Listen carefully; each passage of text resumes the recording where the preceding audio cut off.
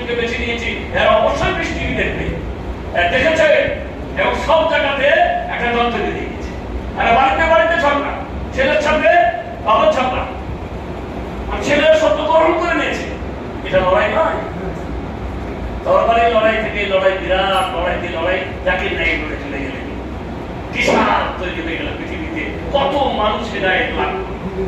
তরবারি ধরে হয় সবকিছু, তরবারি ধরতে বলেছেন আল্লাহ, আল্লাহ নবীকে যখন ওরা তরবারি ধরবে, ওরা যদি মারো তুমি মারো, আর চুপ করে থাকো।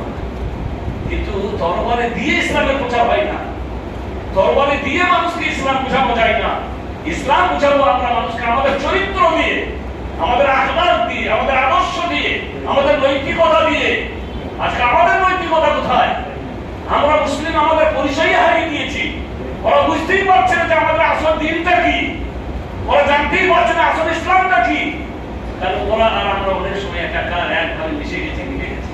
তো ভাই কথা হচ্ছে তরবারি লড়াই আসল লড়াই নয়, আসল হচ্ছে দাওয়াতি কাজের লড়াই। খুলে রাখি আছে, তারপরে কি আছে?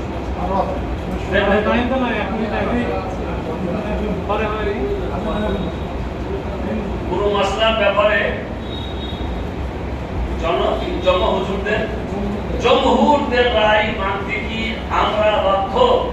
বাধ্য আব্দুল্লাহ ছোট জমহুরদের রায় মানতে কি? জমহুর একটা শব্দ আরবি, যার বাংলা হচ্ছে অধিকাংশ আলেমগণ কি বলেছেন। যখন ফিকা পড়া হয়, যখন আমরা ফিকা পড়েছি, ফিকা পড়ি, তখন প্রতিটি মসলা বলে এই বিষয়ে তিনটি উক্তি আছে। প্রথম উক্তি ইমাম শাফি, দ্বিতীয় উক্তি ইমাম হাম্বলি, তৃতীয় উক্তি ইমাম মানে আবু হানিফা মনে করলেন। সবারই উক্তি আছে, সবারই দলিল আছে। তাদের মধ্যে জমহুর কি বলেছে, মানে বেশিরভাগ ইমামগণ কোন মতটা পেশ করেছেন, তখন আমাদেরকে সেই মতটাই গ্রহণ করা উচিত, যে মতটা জমহুর না বেশিরভাগ আলেমগণ কি করেছেন, বেশিরভাগ ইমামগণ গ্রহণ করেছে। এটাকে বলা হয় মানে একটা মতকে 4 জন বলছেন আর একজনকে 50 জন বলছেন, তাহলে কোনটাকে সমর্থন করা দরকার? যেটা 50 জন বলছে। কিন্তু সেই 50 জন কারা সেটাও বিবেচ্য, সেটাও দেখার বিষয় আছে। 50 জন বিরোধীদেরকে হাঁটাবি যদি বলে দেয় কোন একটা মশলা, তা সেটাকে আমরা মানবো বলে অনেক না।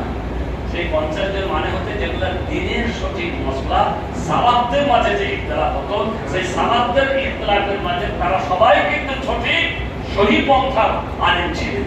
সালাফদের মাঝে কোনো দলীয় ছিল, তখন আমরা গ্রহণ করবো সেই মতটা যেটা বেশিরভাগ সালাফ